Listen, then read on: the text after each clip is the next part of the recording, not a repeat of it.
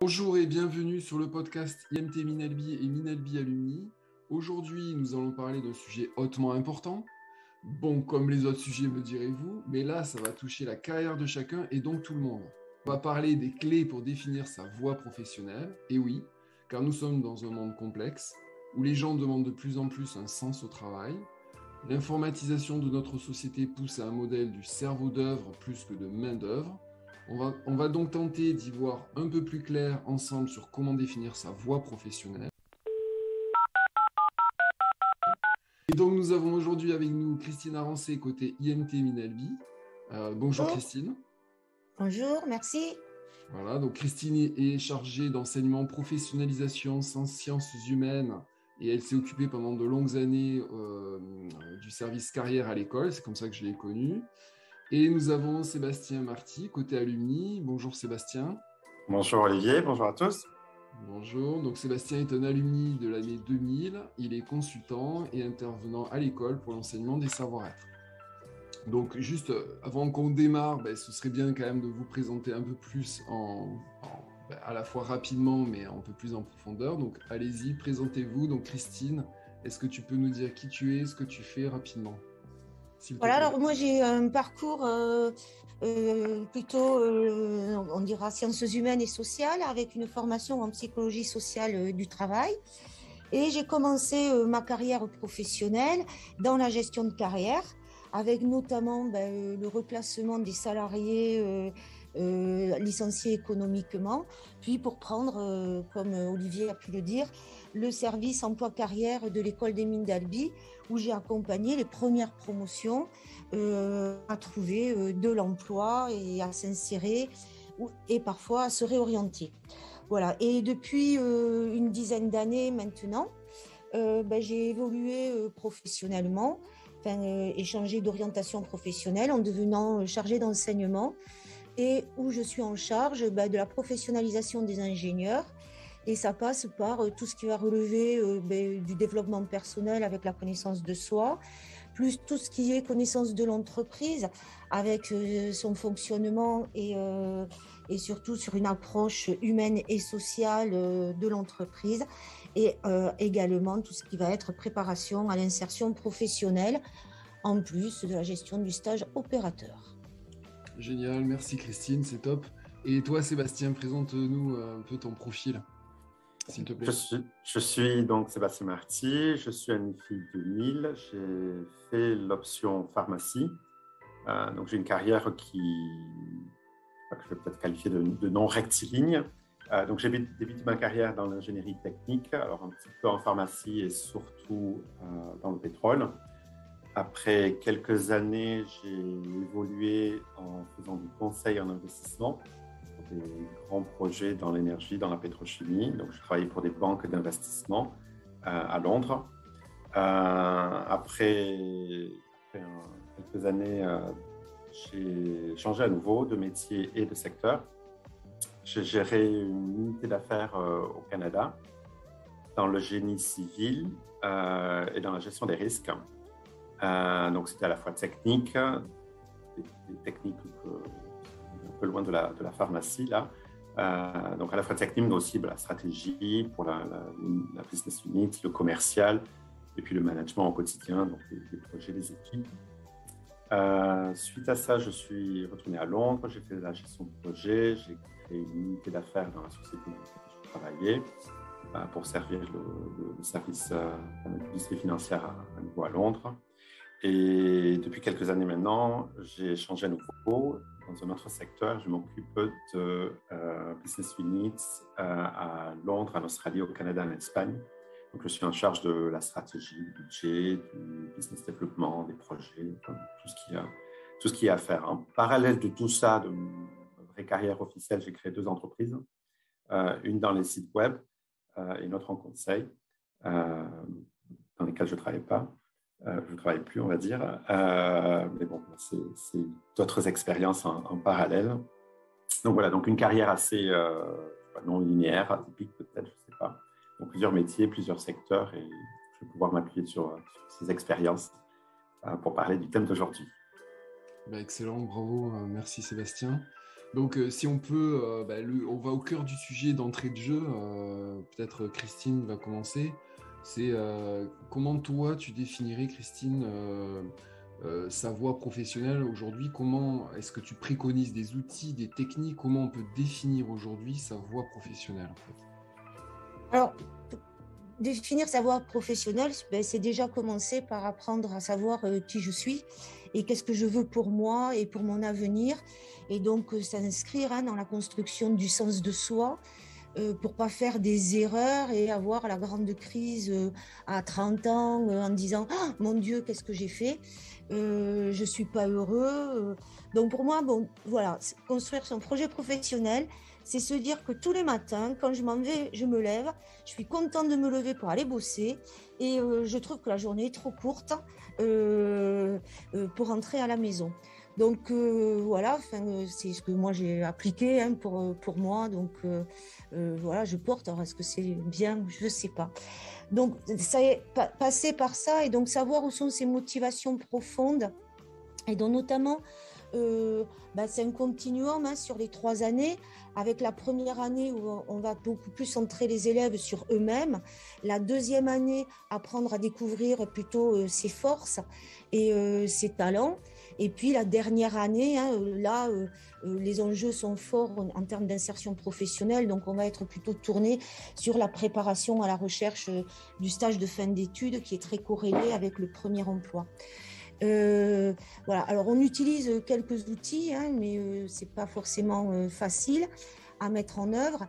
Mais en première année, on a décidé de mettre en place les encres de carrière de Shane, et qui est une manière de permettre de faire la différence entre qu'est-ce qui est un moyen et une fin. Et ça, c'est relativement important parce que des fois, on s'engage sur des choses et puis on en a fait sa finalité et puis finalement, ça n'est qu'un moyen. Donc, du coup, c'est important de savoir si on est plus centré sur l'autre, si on est plus centré sur un défi managérial. Enfin, voilà, il y a plusieurs catégories de figures. Et en deuxième année, on va aller plus... là, je travaille avec des psychanalystes également, je ne suis pas toute seule. Et sur notamment apprendre à mieux se connaître pour mieux interagir avec l'autre.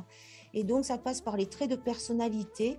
Donc, ce qu'on déploie le plus, c'est tout ce qui va être process communication et l'analyse transactionnelle, avec notamment la notion de driver, qui peut des fois nous jouer des tours avec des injonctions qu'on se donne, comme soit fort et soit parfait, et qui nous amène parfois des erreurs de parcours. Et en dernière année, là, c'est vraiment apprendre à communiquer sur soi de manière réaliste et surtout en lien avec un marché de l'emploi actuel, parce que voilà, le marché de l'emploi est flexible et il faut s'adapter en permanence. Voilà ce que je peux dire pour moi, qu'est-ce que c'est que construire son projet professionnel, mais c'est avant tout savoir qui on est pour pas se tromper de tribu dans laquelle on va aller. Excellent, merci Christine, c'est top. Et toi, Sébastien, qu'est-ce que tu as comme vision, en fait, pour compléter un peu la vision de Christine?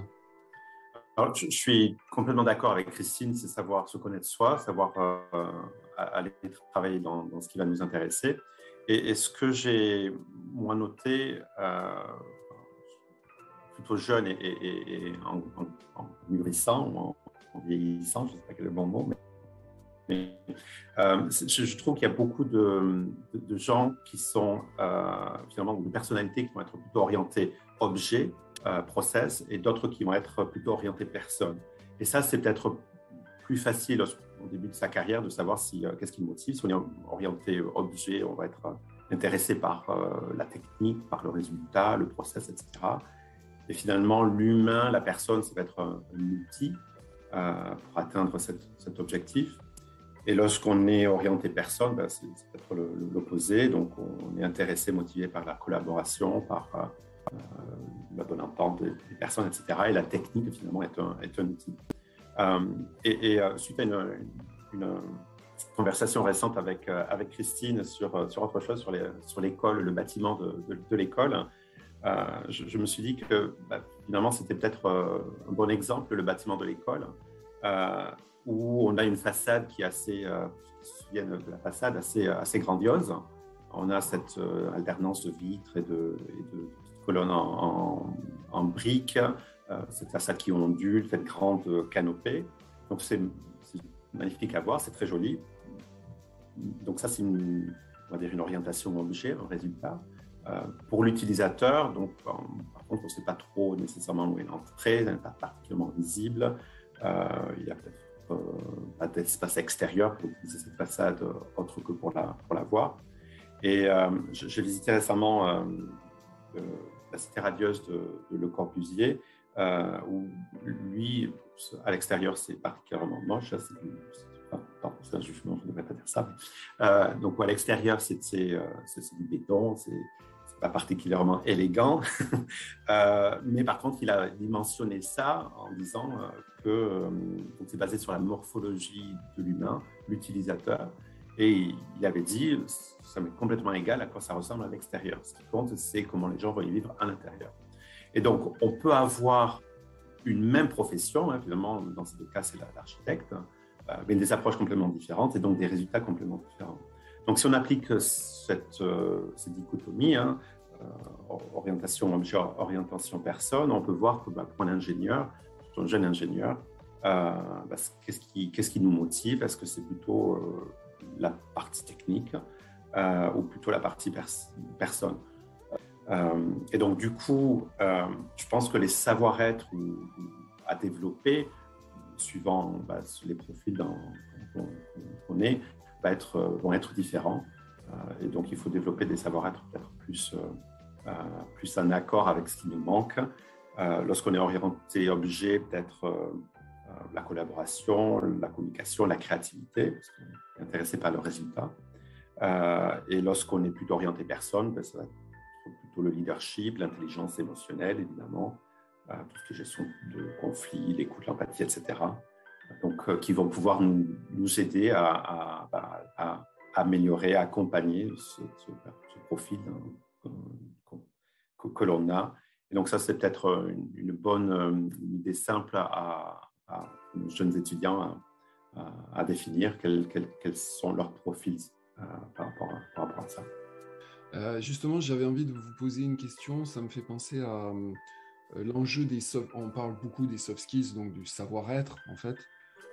J'ai l'impression que ça prend un pas, mais je sais pas, moi ça fait depuis que je travaille, j'ai l'impression que ça existait, mais peut-être même avant ça existait déjà, enfin, c'est pas nouveau, mais on a l'impression qu'aujourd'hui c'est vraiment essentiel. On parle d'intelligence émotionnelle, on parle de savoir-être. Pourquoi? Et est-ce qu'il y a des soft skills particulières à développer? Qu'est-ce que vous en pensez? Christine, toi en premier, si tu veux.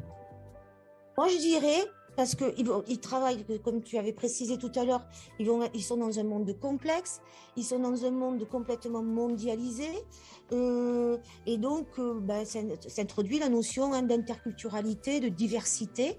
Et pour moi, c'est l'écoute et l'humilité. Parce que si je suis humble, déjà je ne me fais pas des raisonnements de l'autre, de son fonctionnement, et donc ça passe essentiellement par une écoute.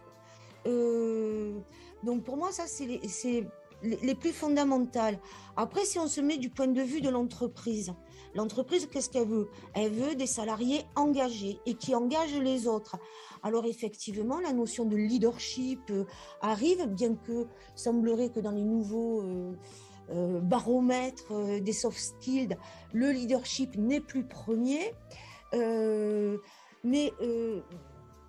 Donc, à faire attention aux phénomènes de mode, voilà. Mais si on n'a pas d'écoute et si on n'a pas l'humilité, ça va être difficile de pouvoir s'adapter et être flexible, quelle que soit la situation dans laquelle on va se retrouver. Parce que quand même un ingénieur, peu importe sa voie, aujourd'hui, ils sont tout le temps que dans des situations qu'ils n'ont déjà pas rencontrées la veille. On est toujours sur un projet qui est un projet bêta. Et donc, on est toujours en train de se reconstruire et de recréer du relationnel. Et en même temps, avec beaucoup d'incertitudes afférentes, quoi. Parce qu'on ne sait pas si on va réussir. C'est clair. Et toi, Sébastien, qu'est-ce que tu en penses, toi?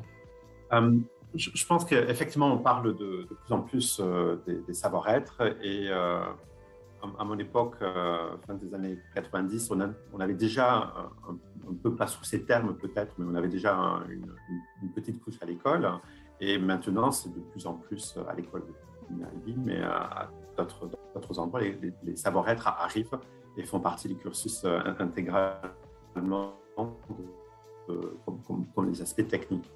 Donc oui, on est passé d'une époque du savoir, dans les années 80-90, où la connaissance avait une valeur, à maintenant la connaissance a moins de valeur parce qu'elle est omniprésente et effectivement, comme disait Christine, globalisée, on n'est plus en compétition juste avec les connaissances, les talents locaux, mais internationaux. Et donc, ce qui va faire la différence, c'est plus de savoir, c'est plus de connaître, mais c'est d'appliquer cette connaissance. Et donc, ces savoir-être sont de plus en plus importants parce qu'il y a de plus en plus de gens qui connaissent de toute façon. Même des gens qui n'ont pas été formés. Enfin, moi, je fais du marketing, de la stratégie, des choses que j'ai pas été formé pour, et je suis devenu compétent. Donc, la connaissance est là, est disponible. Et ce qui va faire la différence entre les gens, ça va être plutôt les savoir-faire. Comment on fait travailler les gens ensemble, avec succès ou pas. Et également, je pense que le monde est de plus en plus, on veut de la transversalité. Et ce qui va être transversal, ça va être plutôt les savoir-être. J'ai, pareil, mon exemple personnel, travaillé dans plein de secteurs, de types d'entreprises, grosses, petites, etc. Et ce qui a marché pour moi, ça a été la transversalité des compétences. Donc oui, les savoir-être sont de plus en plus importants et je pense qu'on va aller de plus en plus vers ça. Je ne sais pas si les chiffres sont exacts, mais j'ai lu récemment qu'il y a 40% des métiers dans 20 ans qui ne sont pas encore définis aujourd'hui. Ça veut dire qu'il y a 40% des travailleurs dans 20 ans qui ne connaissent pas, qui n'ont pas la connaissance aujourd'hui, qui ne sont pas formés pour ce travail du futur. Donc, il faudra bien être capable de le faire. Et donc ça va être via des savoir-être. Apprendre à apprendre, travailler ensemble, être créatif, etc. Donc, ce sont ces savoir-être-là à développer pour aujourd'hui et pour le futur.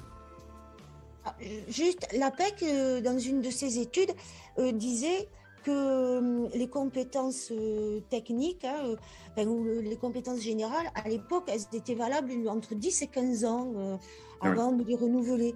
Aujourd'hui, on est sur 5 ans. Donc, du coup, on ne peut pas, il faut vraiment que ça soit la personne qui soit moteur d'elle-même. Alors, on parle d'empowerment, vous connaissez mon anglais, fabuleux, et compétence que j'ai jamais développée. Et c'est ça, donc c'est vrai qu'il faut être responsable de soi, et ça, c'est pas évident d'accepter d'être toujours en responsabilité de soi. Pour interagir et donner cette force à l'entreprise, quoi. Donc voilà. Et juste un point, ce qui est difficile dans l'enseignement des soft skills, c'est qu'elles s'acquièrent sur le terrain, enfin elles se développent sur le terrain et elles sont contextualisées aux situations professionnelles, aux ambiances de travail. Donc, du coup, ça génère, ça demande de la flexibilité. Et donc, à l'école, ce que nous avons fait depuis, je pense, tout le temps, et qu'on continue à maintenir, c'est que dans tous les rapports de stage des étudiants, il y a toujours une partie qui porte sur ce travail réflexif de soi, où on demande aux étudiants de se fixer des objectifs professionnels avant d'entrer en stage, et au moment de cette partie-là, qui n'est pas évaluée, je le précise, on leur demande de réfléchir, alors comment ça s'est passé pour moi pendant mes 4 mois de stage ou mes 6 mois de stage, ou même mon stage opérateur de 1 mois, dans mes interactions. Je pense que c'est là où on a tout le truc, c'est de les amener dans ce travail de réflexivité et de connaissance de soi. Excellent, c'est top. Ouais, merci à vous deux. Est-ce que, pour conclure, est-ce que vous voulez rajouter une chose que j'aurais pas mentionné? Moi, je voudrais rajouter juste un petit mot. Il n'est jamais trop tard pour changer. La carrière, il y a des carrières qui commencent à 60 ans, et je parle pour des gens que j'ai vus autour de moi qui changent complètement de secteur à n'importe quel âge. Tout ce qu'on a appris dans le passé, c'est souvent, d'une façon ou d'une autre, réutilisable dans d'autres métiers. Donc, ce qui est important dans sa carrière, c'est d'être heureux. Et donc, si aujourd'hui on est heureux dans ce qu'on fait, c'est super. Et puis, si ça l'est plus, il y a plein d'autres choses à faire. La vie est grande, et donc il n'y a pas de limite sur changer. On a tous des compétences qui vont être utiles et intéressantes ailleurs. Donc, oui, je pense qu'il n'y a pas de définition de carrière à choisir dès le début. On est fermé dedans. Ou au contraire, la vie est faite d'opportunités. Et donc, chaque expérience est une brique, et on construit le mur comme on le souhaite. Il n'y a pas de limite à se poser. Merci Sébastien, c'est cool. Et moi, je dirais que ce qui est le plus important, à mon sens, c'est d'accepter de travailler sur soi. Et ça, c'est pas gagné. Et parce que c'est là où la plupart des jeunes étudiants font l'économie. Eux, ce qui les intéresse, c'est d'avoir un joli CV, un joli profil LinkedIn qui est régulièrement pas terrible, mais voilà. Mais voilà. Et puis on se dit, voilà, on fait de l'habillage. Sauf que ce qu'ils oublient, c'est que l'habillage, comme on dit, l'habit ne fait pas le moine. Ce qui va être important, c'est savoir qu'est-ce que je peux mettre, qu'est-ce que je peux apporter et qu'est-ce qui me fait plaisir à apporter. Et donc, je suis toujours sur cette notion de travail sur soi. Je suis malheureusement, et je suis en lutte pendant 2 ans avec les étudiants sur ce point-là, mais je n'en démords pas. Donc, je crois que ils n'ont pas trop le choix.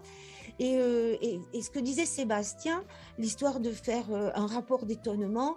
Alors bon, maintenant on parle, il y a le journal de bord et tout ça, mais moi aussi en début de carrière, on m'avait dit, et un petit carnet avec toi, et puis tout ce que tu fais, tout ce qui t'arrive, tu le consignes, et puis tu verras après plus tard ce que tu en feras.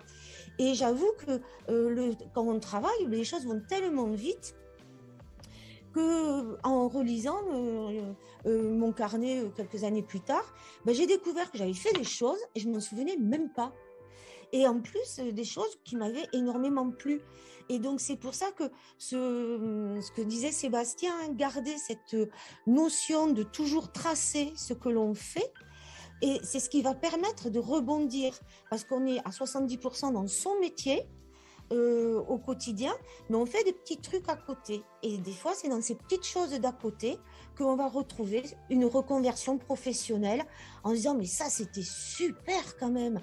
Et qu'est-ce que je peux faire aujourd'hui pour pouvoir continuer à me développer? Et ne pas oublier quand même un point, qu'on ne peut pas changer à la fois secteur d'activité et métier. Et ou alors c'est très très difficile. Donc souvent on va garder le même métier, on va changer de secteur, et puis après de ce point-là on va pouvoir évoluer. Alors peut-être c'est plus réellement vrai ce que je dis, mais quand même je me rends compte que si on veut faire les deux à la fois, c'est relativement difficile, ou alors il faut trouver en face un recruteur qui vous fasse une extrême confiance. Voilà. Merci Christine, merci Sébastien, c'était vraiment très intéressant, très enrichissant. Vous avez vraiment donné plein d'éléments, plein d'informations très très importantes et riches. Voilà, donc franchement c'est top, moi j'adore. Donc merci beaucoup pour vos interventions.